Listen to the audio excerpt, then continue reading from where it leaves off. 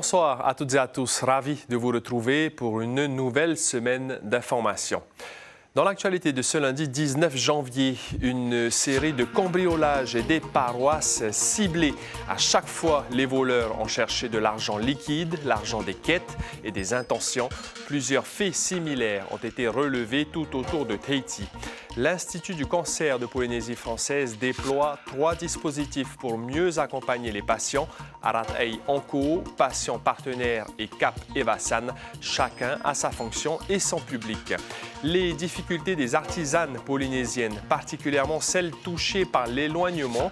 On va en parler dans cette édition de l'entrepreneuriat au féminin. Le collectif Vahine Arat-Ei no Porinetia veut sensibiliser les communes aux différents sujets. On va en parler avec la présidente de l'association Vahine Arat-Ei no Porinetia, Jeanne Lecourt, et notre invitée. Un accord complémentaire à l'accord de Bougival a été ratifié à l'Élysée ce lundi, en l'absence, vous le savez, du FLNKS qui a boycotté cette rencontre. Nous ferons le point dans cette édition. Merci d'être avec nous. D'importants moyens de recherche ont été déployés pour tenter de retrouver un croisiériste qui se serait jeté à l'eau la nuit dernière, d'après TNTV, alors qu'il se trouvait à bord du paquebot Starbreeze, paquebot qui navigue actuellement en Marquise. L'homme d'une 60aine d'années se serait disputé avec sa compagne avant de se jeter par-dessus bord. Les enquêteurs pourront recueillir des éléments pour l'enquête à la prochaine escale prévue à Nukuhiva. Et puis l'actualité, décidément lourde pour débuter cette édition. Un cadavre a été découvert aujourd'hui à la presqu'île de Tahiti à Vaira'u. C'est un riverain qui a trouvé le corps inanimé sur une plage. Il s'agit d'un homme de 67 ans. Une enquête a été ouverte pour tenter de déterminer les causes du décès. Un médecin légiste et un technicien en identification criminelle se sont rendus sur les lieux. Des vols à répétition dans plusieurs paroisses de l'île de Tahiti. Je vous en parlais dans les titres. Malgré des caméras de surveillance parfois, les cambrioleurs n'ont pas froid aux yeux. L'objectif est précis, dérober un maximum d'argent liquide. Des fonds issus des quêtes et des intentions de prière, principalement donnés par les paroissiens pour faire fonctionner leur église. Plusieurs enquêtes sont en cours. On voit cela avec Mélissa Chong et Patrick Régis. Cette porte vitrée a été brisée peu avant 2 heures du matin.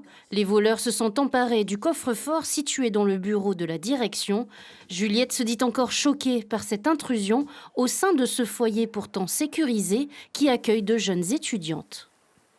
Une fille qui a raconté qu'elle a entendu du bruit entre 1h et 2h. Mais elle pensait que c'était notre surveillante qui était en train de ranger.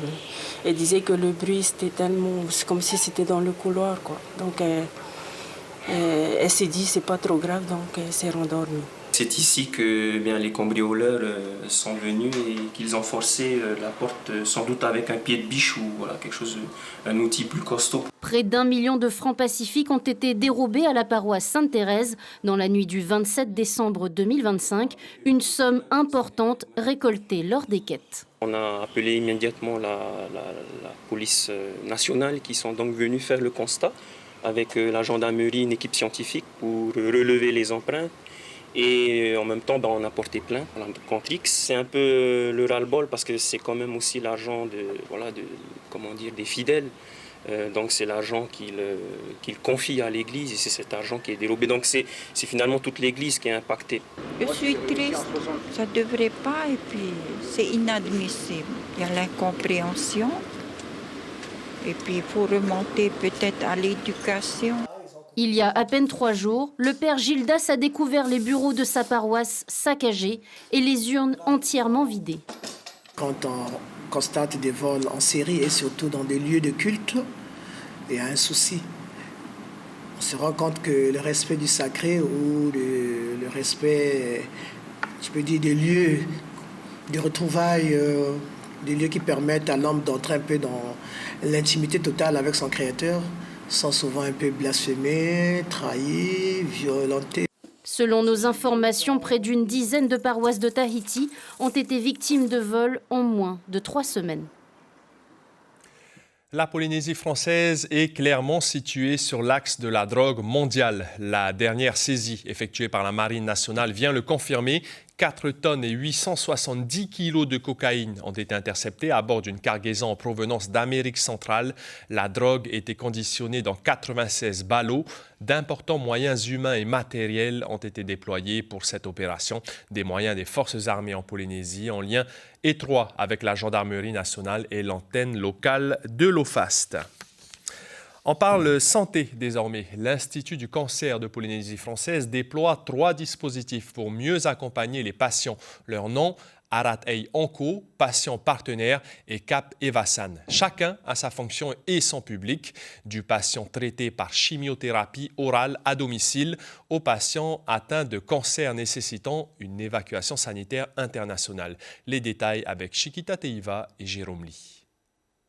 Améliorer le parcours du patient, c'est l'objectif de l'Institut du cancer. Il s'agit d'abord de mettre en place des patients partenaires chargés d'accompagner par téléphone des malades qui viennent d'apprendre qu'ils ont un cancer.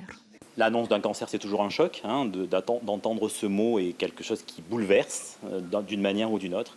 Et c'est dès le début que les professionnels de santé peuvent proposer à leurs patients de rencontrer un patient partenaire pour la prise en charge des femmes qui présentent un cancer du sein, avec une gynécologue associée à la patiente, avec qui elles travaillent ensemble. Ça ne peut pas être n'importe quel médecin avec n'importe quelle patiente, ça nécessite un travail de co-construction préalable. Déborah est la première patiente partenaire à rentrer dans le projet, toujours en phase d'expérimentation depuis mi-décembre. Elle aussi atteinte d'un cancer du sein, elle a accepté d'aider d'autres femmes. Au sortir de mes gros traitements, j'ai ressenti un besoin d'accompagner les femmes. Alors non seulement pour redonner un petit peu ce que des personnes avaient pu m'apporter au quotidien, mais surtout pour essayer d'apporter un accompagnement sur des points sur lesquels moi j'ai ressenti un certain manque pendant cette expérience du cancer et pendant mes soins. Après une chimiothérapie, certains patients doivent suivre une thérapie orale à domicile. C'est là qu'interviennent le médecin et les infirmières du dispositif Arat Ei Onco, une assistance téléphonique nécessaire pour les patients, mais pas seulement. Surtout aussi les professionnels de santé qui peuvent se reposer sur ces dispositifs parce que dans la consultation, on est pris par plein de choses et de savoir qu'on peut envoyer son patient vers une structure, un dispositif qui connaît le cancer, qui a des professionnels dédiés. Et en cas d'Evasan en France ou en Nouvelle-Zélande, les infirmières de la cellule d'accompagnement pour les patients, Cap Evasan, sont également à l'écoute au CHPF du Taoné. Pour avoir tout le déroulement de l'Evasan, savoir il faut aussi régler la question du passeport, du visa, la prise en charge de tous les frais aussi, savoir si tout sera pris en charge, où est-ce qu'ils vont être logés, dans quel établissement ils vont partir. On a parfois certains patients qui refusent de partir, donc justement grâce à l'entretien qu'on fait, ça permet de répondre à leurs questions et de soulager l'inquiétude. Ces dispositifs complémentaires sont d'autant plus nécessaires car le nombre de cancers en Polynésie est en hausse, soit 1000 cas nouveaux chaque année. Un focus sur l'économie désormais. Dur d'être artisane sur la presqu'île de Tahiti. Pas de marché, pas de lieu d'exposition.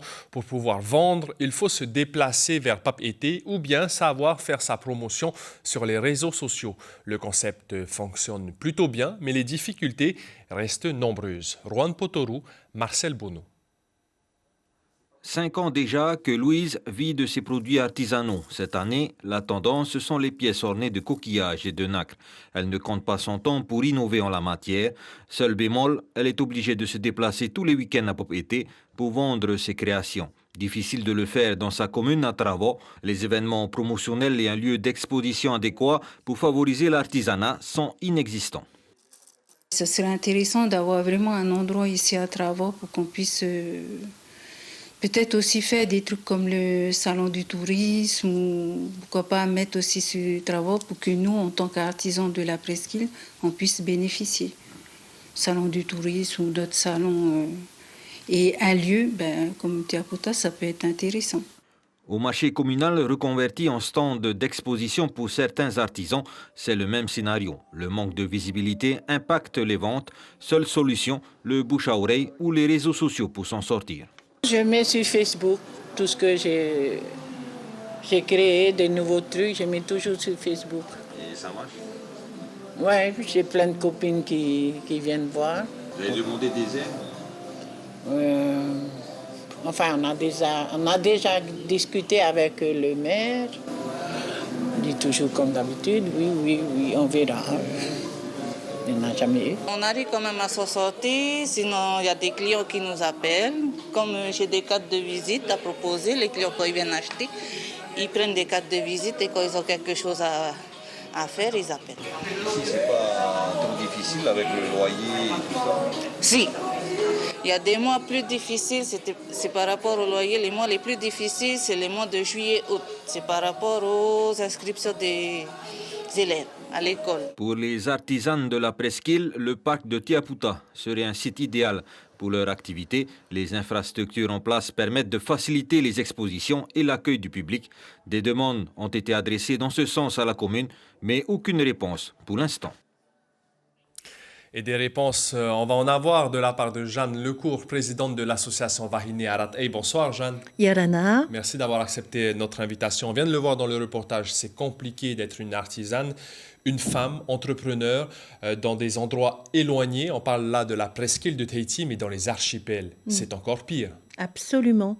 Et merci pour ce reportage, puisque l'année dernière, nous avons organisé le Salon de l'entrepreneuriat au parc Tiaputa avec d'autres associations et ça a été un vrai succès. Et effectivement, nous connaissons bien les lieux puisque nous avons déjà réservé pour le dernier week-end de mars.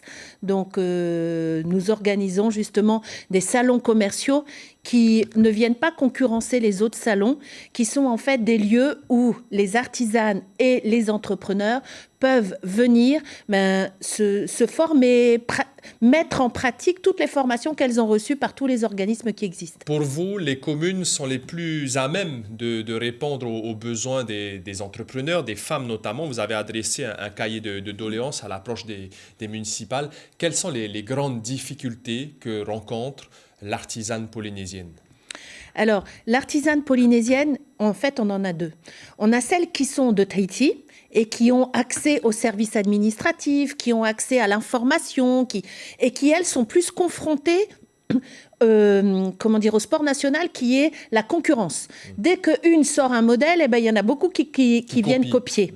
Et c'est pourquoi nous organisons des salons et nous allons organiser, c'est un scoop, à la fin de l'année, le salon à Paris. Nous allons organiser le salon Vahine Arat Ey à Paris en partenariat avec le comité culturel du 1er arrondissement, la mairie et le Carrousel du Louvre. Parce qu'aujourd'hui, avec à peu près 39 000 entreprises en Polynésie, vous avez 120, 150 000 clients potentiels. Une des solutions, c'est l'export, c'est de les amener à l'export. Donc depuis 3 ans, nous organisons nos salons commerciaux et maintenant, on va leur proposer d'aller à l'export et d'avoir des formations. Pour celles des îles, il y a une vraie inégalité territoriale parce que quand elles doivent se déplacer sur Tahiti pour les formalités, pour créer leurs patentes, etc., eh bien, c'est toute une organisation. Et si le responsable de service annule au dernier moment, pour elle, c'est des frais, c'est toute une organisation qui est mise à l'eau. C'est là que les communes ont leur rôle à jouer. Et je retiens le cri d'appel de l'association Te Atarau de Rurutu, qui disait, c'est la devise qu'on a repris, nous ne demandons pas l'assistanat, nous demandons les moyens d'agir. Et toutes les communes peuvent être des relais, des médiateurs, des intermédiaires entre les services administratifs de Tahiti et leur proposer ces services. Et il y a plein d'actions qui peuvent être mises en place dans les archipels et les îles éloignées. Et ces artisanes demandent un accompagnement, elles demandent aussi à participer au tissu économique local dans les archipels. On pense notamment, c'est une de vos propositions, à scinder les marchés publics pour qu'elles puissent décrocher finalement un marché. Absolument. L'entrepreneuriat féminin dans les îles, il faut comprendre, on ne peut pas combler et proposer des emplois salariés dans les îles à toute la population. Donc l'entrepreneuriat est une vraie solution. Et à ce moment-là, les communes peuvent scinder les lots, c'est une de nos propositions, comme le guichet unique, une fois par mois, en fonction de leurs moyens, comme des horaires adaptés au quotidien des entrepreneurs, parce que l'entrepreneuriat est une solution, ramasseuse de coquillages, préparation de main, les inviter dans des actions touristiques que les communes organisent et leur proposer d'intervenir. Ça a des conséquences non seulement économiques, l'entrepreneuriat féminin, mais aussi sociologiques et familiales. Quand un homme, quand une famille voit sa femme à la télé, voit sa femme dans Tahiti Info, qui est en train de parler de son exposition et de ses œuvres, c'est une prise de conscience qui est totalement différente. Merci pour ces réponses, Jeanne Lecourt. Je rappelle que vous êtes présidente de l'association Vahine Aratay et que vous organiserez donc en métropole à Paris fin 2026 le premier salon Vahine Aratay. Merci beaucoup. L'enchaînement des problèmes mécaniques a eu raison du Dori, la petite goélette qui dessert habituellement Rangiroa ou encore Tikehau. Le bateau va arrêter temporairement ses rotations et un moteur de rechange doit arriver dans 2 mois. La compagnie attend également la livraison du Dori 2. Les dessertes sont assurées par le Marevanui et le Maristella. À lire sur notre site internet Air Tahiti Nui, l'envol vers une crise de gouvernance et de stratégie majeure. Un article sur l'ambiance tendue au sein de la compagnie et sur les enjeux futurs. Politique maintenant, un accord complémentaire à l'accord de Bougival du 12 juillet dernier a été ratifié à l'Élysée ce lundi 19 janvier dans la soirée, ainsi qu'un accord économique au ministère des Outre-mer. Les 5 délégations calédoniennes présentes à Paris et l'État sont parvenues à des éclaircissements sur le document original, et cela en l'absence du FLNKS. Les précisions d'Outre-mer la première. Appelez-le accord Élysée ou Dino, ce texte signé par les groupes politiques calédoniens à Paris en présence d'Emmanuel Macron. Résultat de 4 longs jours de négociations. Vous avez désormais un accord global pour le territoire qui va permettre à la Nouvelle-Calédonie de marcher sur ses 2 jambes. C'est ça qu'attendent les Calédoniens, pas autre chose. Voilà pourquoi je parle de courage. On n'est pas là pour célébrer, je vous le dis très clairement. On est là pour acter une étape. C'est une satisfaction aujourd'hui que l'on puisse parvenir à trouver ce complément, cet accord qui vient compléter l'accord de Bougival. Un premier texte qui se concentre sur l'aspect institutionnel. Il réaffirme la reconnaissance de l'identité plurielle calédonienne. Il prévoit aussi un transfert des compétences régaliennes et plus de pouvoir pour les provinces, sans pour autant préciser à quelle échelle. On parle de concession, mais on est venu pour faire des éclairages. Voilà, on est venu pour faire des éclairages parce qu'après un long travail, après le mois de juillet 2025, de terrain, dans l'ensemble des partenaires que vous avez ici derrière moi, il y a des questions qui ont été posées du terrain et des questions qui nécessitaient à ce qu'on puisse rediscuter entre nous et traduire les choses, qu'on puisse parler d'une seule et même voix. Surtout, les délégations ont signé un autre texte au ministère des Outre-mer. Accord économique et beaucoup plus concret, avec notamment la garantie de pérennité des comptes sociaux, un contrat de désendettement ou encore une enveloppe de 18 milliards de francs pacifiques pour aider les collectivités. Mais ceci est un accord qui sauve les politiques publiques. Donc c'est cela que le B-Océanie est venu chercher, avec Calédonie Ensemble, un bloc central. Parce que là, vous avez cité les indépendantistes et les non-indépendantistes. Mais il y a aussi aujourd'hui un bloc central qui s'élève pour s'occuper du quotidien des Calédoniens. Et puis, l'ensemble des mouvements, qu'ils soient loyalistes ou indépendantistes, nous sommes rejoints sur l'essentiel. Tous les mouvements, sauf le FLNKS. Alors, en leur absence, quelle valeur donner à ces documents ? L'information principale de ce lundi, le sentiment d'insécurité règne même dans les lieux de culte. La preuve avec cette série de cambriolages dans plusieurs paroisses autour de Tahiti. À chaque fois, les voleurs cherchaient l'argent des quêtes. Dernièrement, plus d'1 million de francs ont été dérobés ainsi qu'un coffre-fort. Certains auteurs ont déjà été identifiés. Sur vos écrans, après ce journal, 2 épisodes de la série 911, puis le téléfilm Moi, Camilla, enlevé à la naissance. C'est la fin de votre journal. Merci de votre fidélité. On se quitte sur des images magnifiques de la dernière éruption du Piton de la Fournaise. Après 2 ans et demi de sommeil, le volcan de l'île de la Réunion s'est réveillé. Passez une très belle soirée. À demain et prenez bien soin de vous.